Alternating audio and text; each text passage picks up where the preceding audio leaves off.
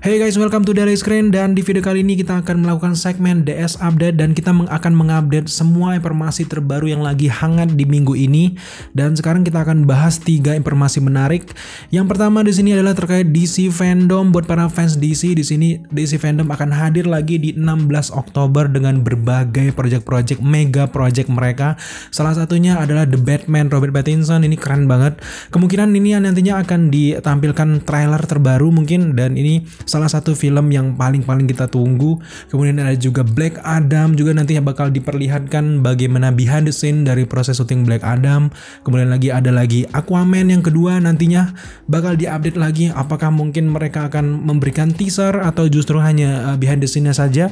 Kita tunggu saja nanti update dari DC Fandom di 16 Oktober 2021. Di update selanjutnya ini datang dari film Transformer Rise of the Beast. Di sini sutradara dari Transformer ini yaitu Stephen Caple Jr. membagikan first look dari mobil Autobots dan juga Terrorcons mereka.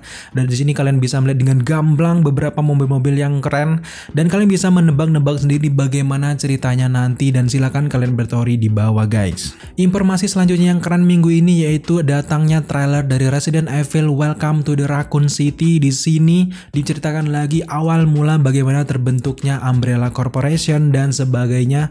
Di sini kalian akan melihat origin story dari Resident Evil ini, dan kalian akan melihat karakter-karakter asli yang sangat mirip dengan video gamenya di Resident Evil yang pertama sampai ke Resident Evil yang kedua guys. Kabar terbaru selanjutnya datang dari Marvel Studio. Ternyata series dari WandaVision mendapatkan spin-off-nya, yaitu terutama di sini ada sosok Agatha Harkness ternyata mendapatkan series solonya sendiri. Di sini kita kurang lebih belum tahu secara detail bagaimana cerita yang akan diusung dari series Agatha Harkness ini. Kemungkinan besar nantinya pihak kru ataupun Marvel ini akan mengungkap origin story sebenarnya dari seorang Agatha Harkness mulai dari awal sampai di WandaVision, atau justru nantinya mereka akan juga menceritakan bagaimana nasib Agatha setelah dimantrai oleh Wanda. Apakah dia berhasil keluar dari mantra tersebut atau justru hanya menjadi tetangga usil biasa seperti yang dimantrai oleh Wanda nantinya.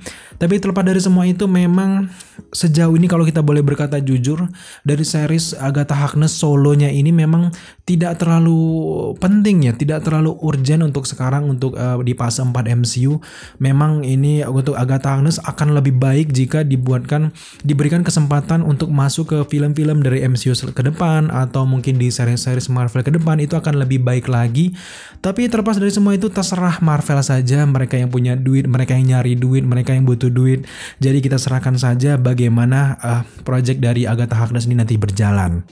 Dan sekarang sampailah kita ke kabar utama dari video kali ini. Ini tentang project dari Marvel Studio, yaitu film mereka, apalagi kalau bukan Eternals. Di sini Eternals kita ketahui sendiri dari channel Marvel Entertainment sudah memberikan untuk mengupload banyak sekali klip-klip terbaru dari Eternals yang sangat menarik untuk kita bahas sebenarnya.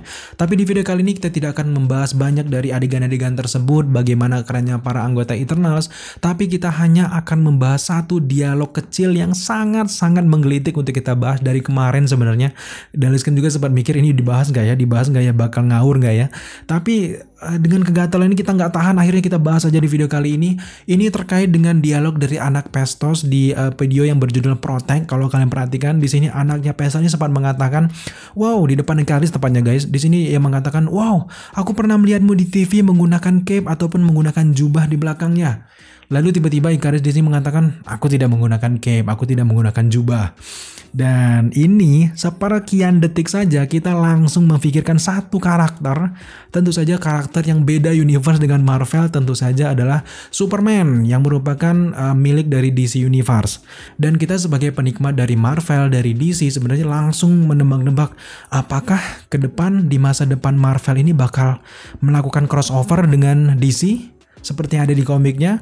Kalau kalian semuanya membaca komik-komik Marvel terdahulu atau bahkan pernah membaca artikel dari komik DC dan juga Marvel, bahkan mereka sempat melakukan crossover yang disebut dengan Amalgam Universe. Di dalam komik itu banyak sekali cerita-cerita yang luar biasa kerennya, bahkan melahirkan karakter-karakter baru lagi, penggabungan antara karakter Marvel dan juga DC.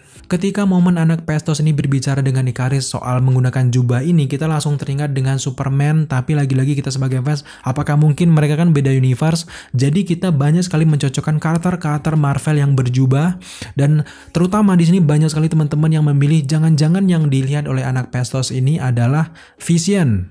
Nah, tapi balik lagi kalau kita melihat kesamaan antara Ikaris ini dengan Vision jelas jauh-jauh sekali berbeda. Lagian Vision ini adalah robot dengan tampilan yang berbeda dan juga dia menggunakan laser hanya lewat keningnya saja. Kalau Ikaris kan jelas mirip sekali dengan Superman di mana menggunakan laser di matanya. Dan lagi-lagi kalau kita sandingkan Henry Cavill dengan Ikaris ini benar-benar mirip, sekilas sangat-sangat mirip dan tidak ada bedanya. Jadi wajar kalau kita menyebutkan kalau Ikaris ini adalah Superman-nya versi MCU. Kalau kita sudah satu pemikiran, sekarang mari kita lanjut ke pembahasan tentang mungkinkah dua perusahaan besar ini melakukan crossover di masa yang akan datang? Apakah mungkin perusahaan dari DC dan juga Marvel ini menurunkan ego mereka masing-masing untuk melakukan kolaborasi? Nah, kalau mereka sendiri belajar dari sejarah komik-komik Marvel dan juga DC, memang pada tahun 1990-an mereka ini pernah melakukan kolaborasi pertama mereka, di mana mereka ini sama-sama inisiatif penerbit ini untuk menyatukan karakter-karakter keren mereka di satu cerita komik Marvel ini event, yaitu eventnya kurang lebih adalah Amalgam Universe, di mana di awalnya kurang lebih ada 11 pertarungan yang mereka lakukan antara Marvel juga DC. Yang pertama ini tentu saja di ronde pertama dimenangkan oleh DC duluan dengan beberapa karakter Marvel ini kalah, kemudian di ronde 2 tiba-tiba dibuat lagi justru dari superhero Marvel yang memenangkan pertarungan antara superhero dari DC. Kurang lebih kalau kita tarik lagi sampai sekarang memang tidak ada yang menang, tidak ada yang kalah. Dalam ceritanya ini dibuat seri, intinya seri, memang wajar kenapa dibuat seri karena memang nggak mungkin dong DC ini egois pengen yang gua harus menang.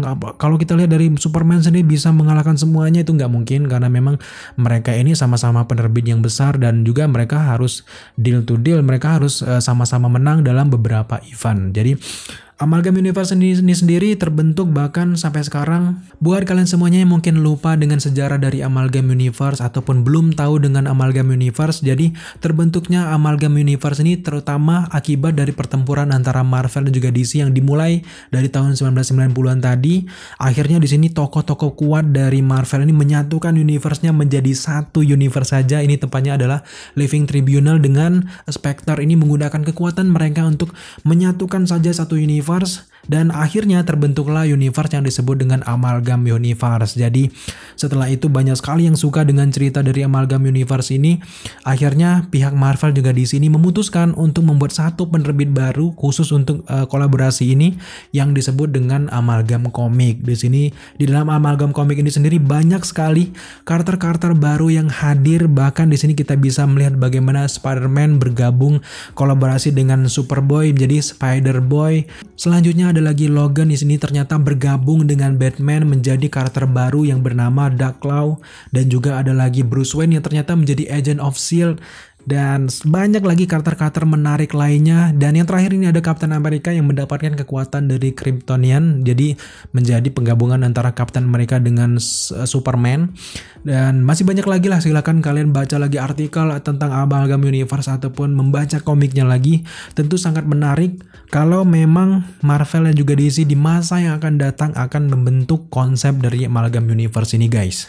Tentu kalau kita berbicara dari segi bisnis ataupun eksistensi kedua perusahaan ini, jelas ada kemungkinan yang sangat besar kalau bagi Marvel dan juga DC ini untuk kolaborasi ataupun crossover di masa yang akan datang, entah itu 5 tahun yang akan datang atau 10 tahun yang akan datang atau 20 tahun yang akan datang. Jelas pada akhirnya mereka ini kita ramal bakal melakukan kolaborasi kalau kita melihat dari histori dari komik mereka, guys. Jadi jelas dari adegan Pestos, anak Pestos ini mengatakan Ikaris ini menggunakan jubah, itu adalah modal awal bagi Marvel ataupun Kevin Feige menanamkan Easter egg kalau nanti-nanti DC ini mengajak kolaborasi dari Marvel. Nah, mereka sudah dapat modal dari film Eternals ini, guys. Mengapa kita yakin Marvel dan juga DC ini bakal crossover di masa yang akan datang? Karena memang pada saat ini kita tahu sendiri dari DC Universe sendiri, dari Marvel Universe sendiri sudah membentuk, mengangkat konsep yang namanya multiverse. Jadi multiverse ini terserah kalau tiba-tiba Marvel ini datang datang ke universe-nya DC pun itu terserah, ini namanya konsep multiverse bebas, tergantung dengan pihak perusahaan dari Marvel juga di sini apakah mereka menyetujui crossover tersebut. Dari pihak DC sendiri memang sebenarnya sudah jauh lebih dulu mengangkat konsep multiverse dari series mereka, tapi untuk versi film dari film terbaru nanti yang akan datang yaitu The Flash juga sudah mulai mengangkat multiverse. Tokoh utama dari multiverse DC sendiri The Flash sudah hadir, dan juga dari Marvel sendiri sudah tahu dari series Loki sendiri sudah membentuk banyaknya cabang-cabang multiverse. Jadi jelas sekali lagi akan sangat besar kemungkinan kalau Marvel dan juga DC ini benar-benar akan melakukan crossover. Nah, sekarang pertanyaannya adalah bagaimana harapan kalian dari crossover ini? Apakah kalian setuju atau kalian justru tidak setuju? Silahkan kalian tambahkan pendapat kalian di kolom komentar di bawah guys. Oke guys, mungkin hanya itu saja informasi dan juga update terbaru terkait dunia pop culture yang bisa kita informasikan kepada kalian semuanya. Jika kalian punya teori terkait apa yang sudah kita informasikan tadi, jangan lupa tambahkan teori kalian di kolom komentar di bawah. Terima kasih kalian sudah menyaksikan video kali ini. Nantikan terus DS Update yang bisa hadir kapan saja tergantung dengan ada informasi terbaru apa yang hadir di dunia pop culture ini guys. Terima kasih kalian sudah menyaksikan video ini sampai akhir. Jika kalian suka dengan konten seperti ini, jangan lupa dukung kita dengan cara subscribe, like, komen, dan share, serta jangan lupa juga untuk nyalakan notifikasi agar kalian mengetahui apabila The Last Screen mengupload video setiap harinya.